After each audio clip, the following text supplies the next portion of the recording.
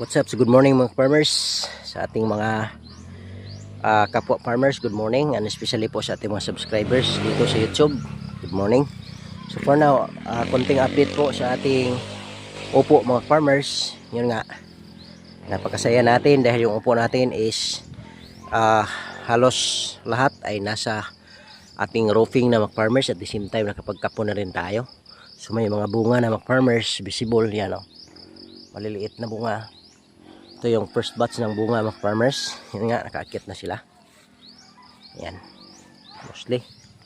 So expected date ng ating harvest mga farmers is last week of November or first week of December. Or kung hindi man, proceed sa second week. So yun yung mga natin mga farmers, expectation. Okay, so ganyan. Maraming salamat mga farmers.